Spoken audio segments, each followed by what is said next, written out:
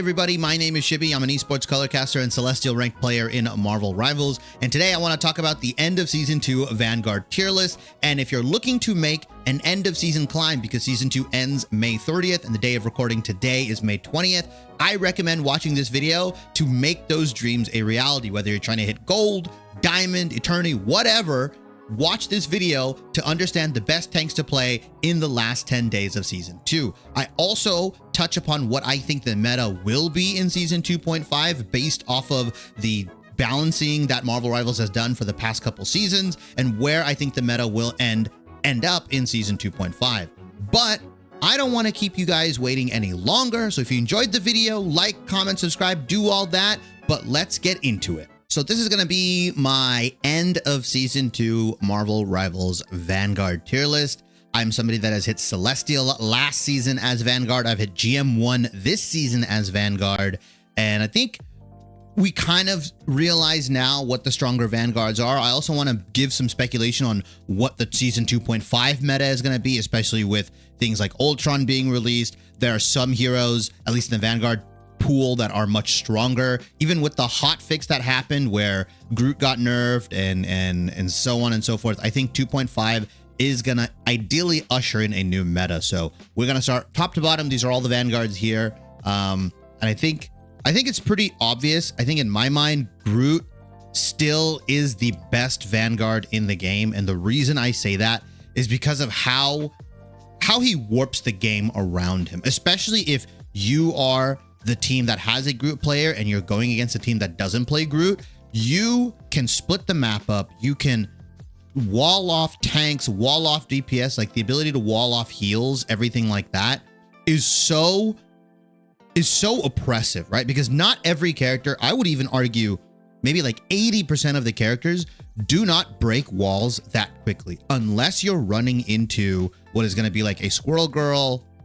Maybe they're running something like Iron Man where they can fly over the walls, right? If they're playing like a couple of the Flyers, or if they're running the Punisher Rocket Raccoon team up, that's where you can kind of break those wall downs. But not many people are willing to run those characters simply for the duty of wall breaking. Now, I don't think he has any bad tank matchup. The really good thing about Groot is that Emma does not gain charge off of her walls. So Emma Frost's charge beam, usually you can get off of like Loki clones, Namor squids, a lot of different things you can gain charge off of, shields, everything like that.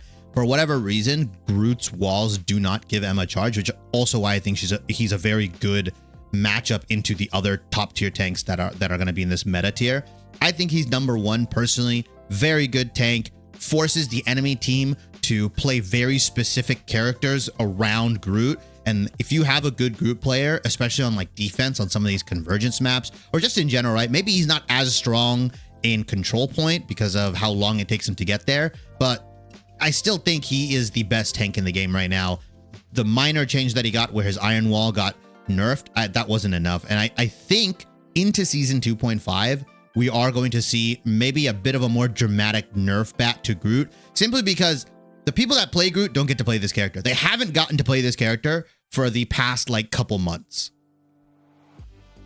My next best tank in the game is going to be, I'm going to say Magneto. And the reason I'm putting Magneto second is the versatility he has as a tank. I mean, he is arguably the only tank in the game that can function as a solo tank. You could argue maybe you could do solo tank as Emma, but Magneto by far is the best solo tank in the game, which, keeping that in mind, the amount of flexibility you can have with your compositions, right? If you want to run 3 DPS or 3 supports, he is fundamentally the best tank in that solo tank role. He's also really damn good as a duo tank, pairs up very well with both Groot and Emma Frost. I mean, I know we've seen it in pro play. If you guys have been watching the pro player VODs, Groot Magneto when Emma's banned is like the best 1-2 tank combo in the game right now. You can combo both their ultimates together and get pretty much guaranteed kills, right? The Strangle Thorns into the Meteor M. He also has the ability to bubble both himself and another individual. And if he's paired up with Emma Frost, that new team up he gets, you can bubble yourself and somebody else at the same time. That's the really good thing. Magneto also facilitates more aggressive play. The bubble what you'll notice a lot of the really high level Magnetos will do, they will almost always never bubble themselves. And I don't say like never as in like 90-10, but most of the time they are saving their bubble for their dive DPS, their other tank, which could be Emma, could be the Thing, it could be Captain America, Hulk, whatever. It could be a Star-Lord that's jumping in and is going to use his E to like do that crazy mini Reaper ult. Magnetos most of the time are saving their bubble for one of their teammates so that they can play more aggressively and they can take space together. His shield is still very good even with the nerfs. He's also got a really good burst combo. If you land your left click into your right click into your left click, you can burst down most 250 HP targets pretty well. He does a lot of damage. He's good at finishing kills as well, that your DPS, like let's say they get somebody down to like 50 health or 70 health. I think Magneto is just so good. His ultimate shutdowns a bevy of different ultimates, and it has to be played around. Shuts down like Iron Man if you save it for that. Obviously Cloak and Dagger, Luna Snow, Invisible Woman, a lot of different characters that he shuts down in the support pool and the strategist pool, but also plays well into Punisher and stuff like that. And when you run Magneto Groot, you kind of effectively shut down the ability to run Punisher and Rocket Raccoon, because once that Punisher ultimate is coming up, Magneto's immediately going to channel his ultimate and you're going to get dunked on almost instantaneously. So Magneto is my second best tank. To no one's surprise, I think Emma Frost is the third best tank in the game. You can, depending on how you feel about this character, you can kind of shift them up. I just think these two characters are just such a mainstay right now. Emma Frost has the luxury of playing both a frontline tank and a backline peeling tank. She has tools similar to where Magneto's like has a heavy utility.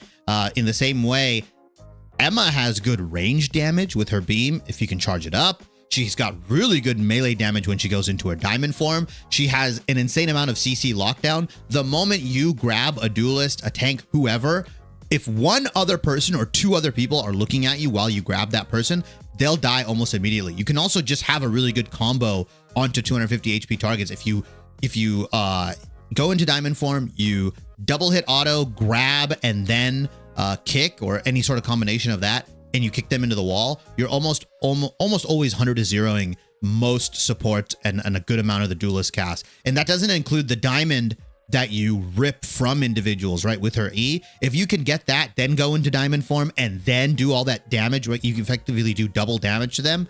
Yeah, it's disgusting. And the amount of % health damage that diamond rip comes from, where you focused out that little crystal onto tanks, is disgusting. Like, Emma is the second most utility out of all the strategists, I think, next to Magneto. You can also just block like really good ultimates with your shield. The fact that it's kind of like a Sigma shield, but I think it's a little bit better. The recall time is really nice. It's got 500 health, so it's not the tankiest of shields, but it'll block stuff like a Magneto ult, Magneto ult, an Iron Man ult. You can also block a lot of key abilities and keep your strategist safe. You can also cut off enemy heals, which is something only the really high level Emmas do, where they'll place their own shield behind a tank or behind a DPS. And now players or strategists like Rocket, Luna, Invisible Woman, pretty much everybody that has those projectile based healings, they're gonna have to either shoot the wall or break the wall before they can heal, or they're gonna have to reposition. And sometimes that time they're using to reposition could put them in a bad spot and they can die. So I think Emma,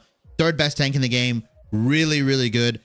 If you are a Vanguard player in Season 2, and even arguably I would say in Season 2.5, learn how to play these characters. Because if any of these are up, or if any of these are open, you will win majority of your games, or you will win a significant portion of your games if you can play these heroes better than your counterparts. That's just the fundamental truth right now, in my opinion.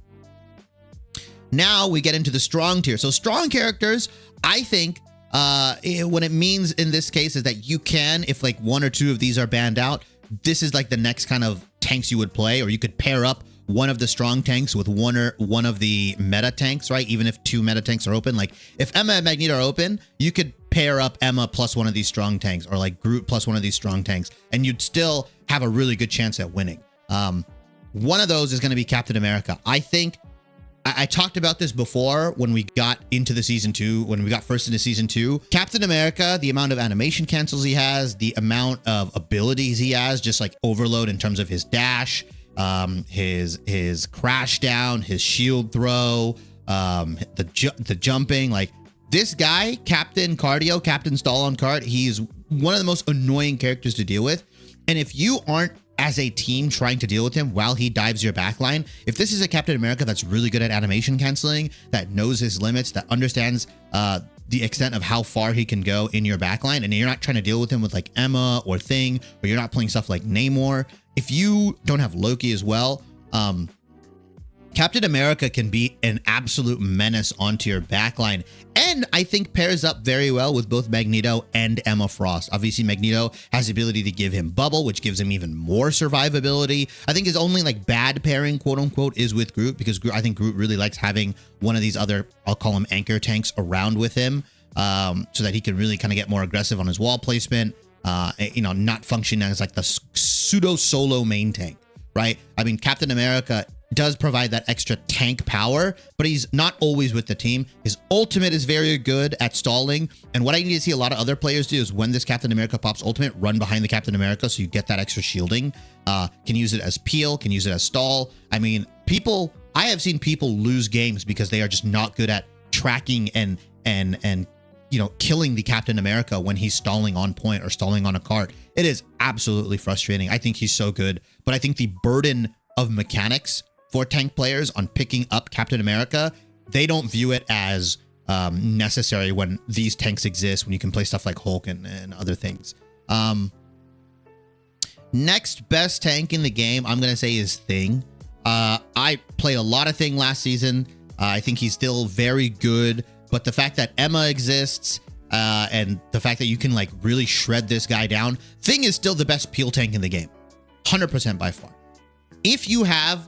If you're playing into dive, if your supports are struggling, Thing by far is the best peel tank in the game. Can deal with Venom, can deal with Captain America very well, can deal with Spider-Man, Black Panther, Magic. I mean, you name it, all the really high mobility characters.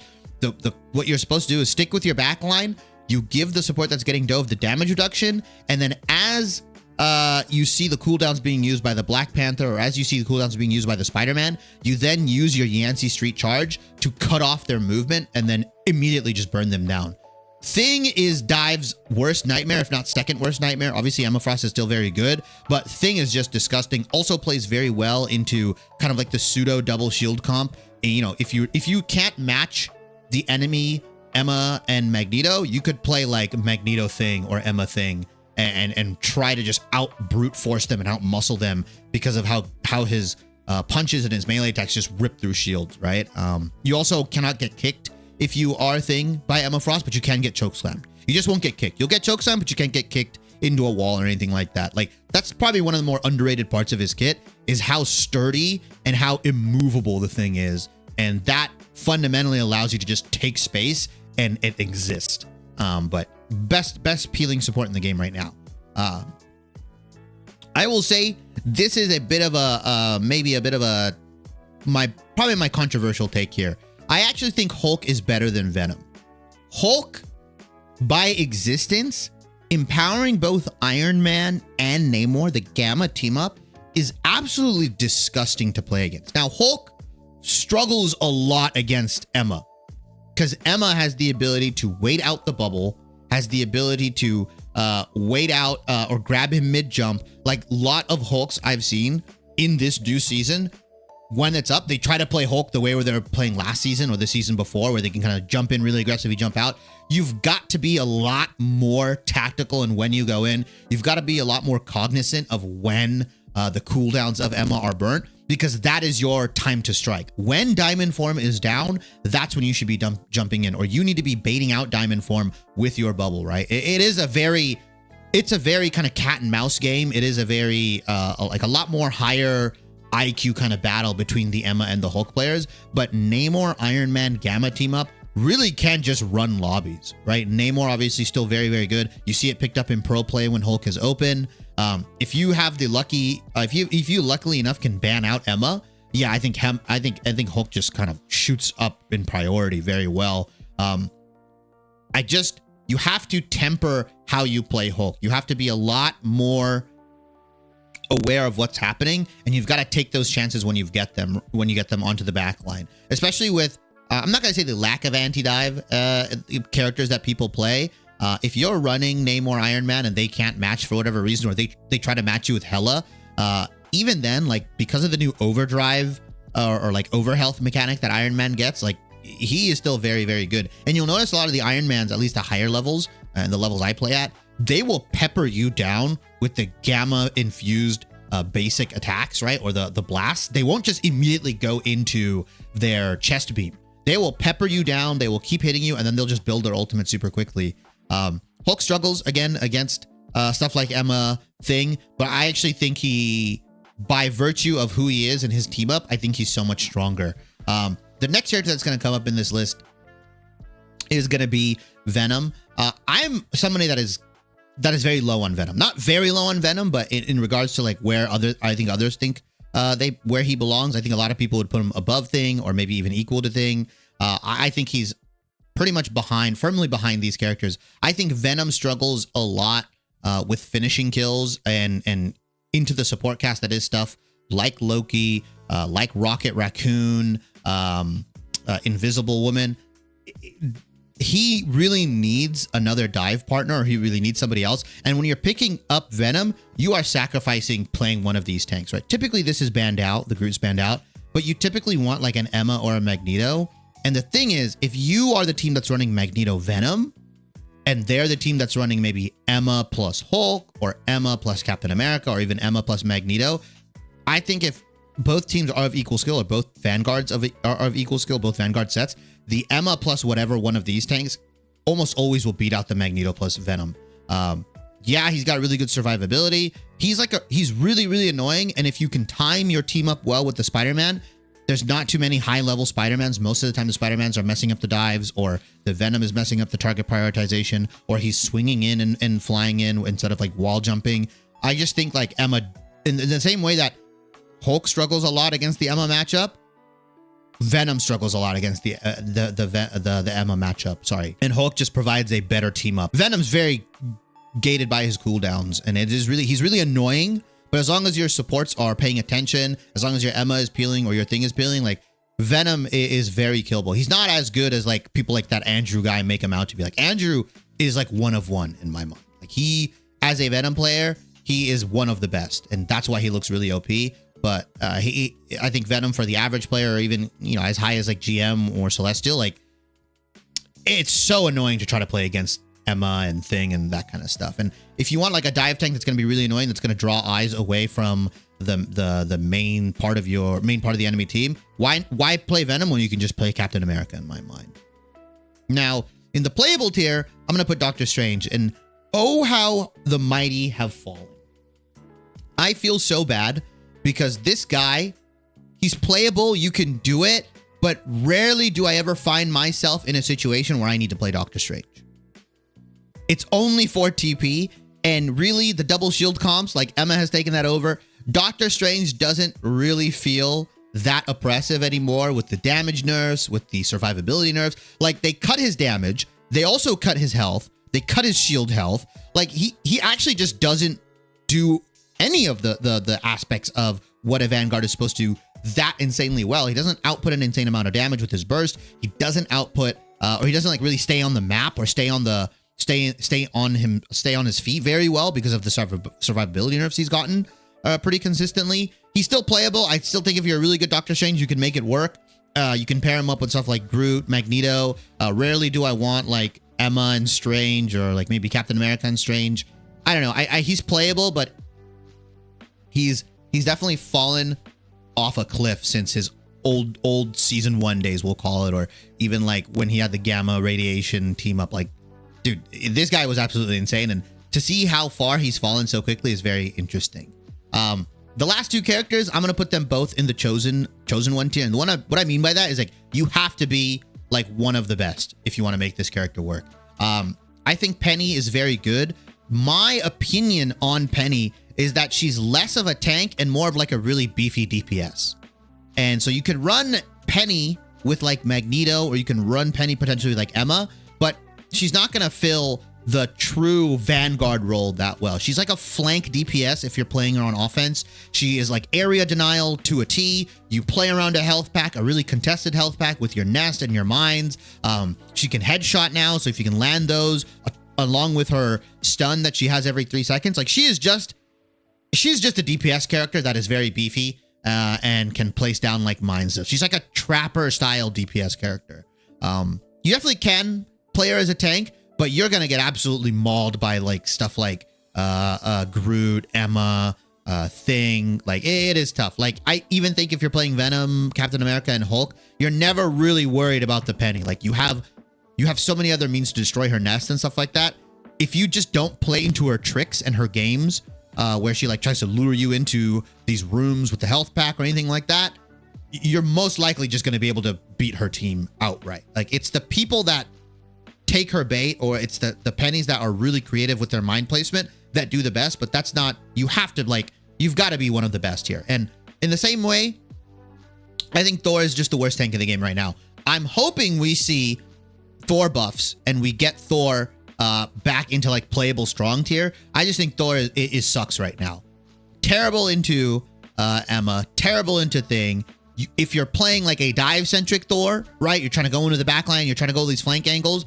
I'd rather just have Venom, Hulk, and Captain America because they all do his job a lot better. If you're playing Thor as that like maybe brawl style hero where you're using his Thor force a lot, you're throwing out those lightning bolts, why would I do that when I could again play Emma, I can play Thing, I can play Hulk as a brawler, right? Like frontline pressure, backline pressure, he doesn't really do anything that well. You can bully him if somebody's playing like Doctor Strange and Magneto comps in this new season, then yeah, I think Hulk is very good, or sorry, I think Thor is very good because you can displace you know, things like Doctor Strange. And I will pick Thor when I see enemy play Doctor Strange just to like really be a bully. But really bad into Iron Fist, really bad into Wolverine. Like you can make him work. Like Magneto Thor is probably the best pairing you can get with this character, and even then it's kind of tough. Like Thor doesn't have any utility for his team. He's a very selfish tank, which is why I don't think he works well in the current tank meta, because everything he does is for himself. Everything is just damage orientated, Thor force orientated.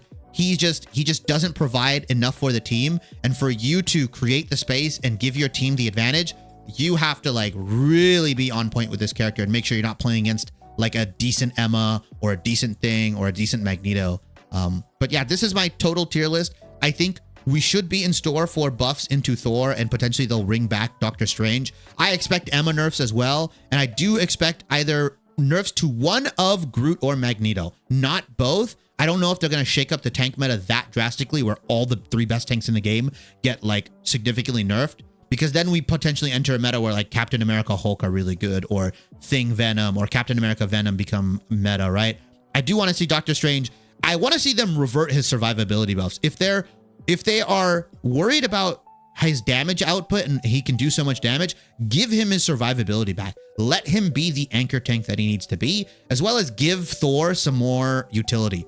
Make his bubble that he throws down like a shield or something, or give him a new team up in this new season, or give him something where he can provide like damage boost, or he can empower his friends auto attacks or basic abilities with lightning or something like that. Give him some sort of utility, and I think this character rises to strong, if not meta tier. Hey everybody, thanks for watching. If you enjoyed the video, I'm going to tell you something you've heard a million times before. Like, comment, subscribe, and hit the bell for notifications on my latest uploads. I try and respond to every single comment in my video because I genuinely do appreciate everyone that takes the time out of their busy schedules to leave one, and I love interacting with my community. If you want to catch more longer form content, I stream over on Twitch about 3 to 4 times a week, where you'll get unedited versions of these videos, as well as we talk about roster moves, patch changes, as well as gameplay over there. If you care about the short form side, I post pretty frequently on YouTube Shorts and TikTok, where you'll get more condensed version of this content, as well as highlights from my stream, amongst other things. I'm also on Twitter, and all of this will be in the description box below, as well as a pop-up that will form on the right side where you can catch me on all the different platforms. I genuinely appreciate everyone that stops by on this channel and watches all my videos, and I hope to see you in the next one.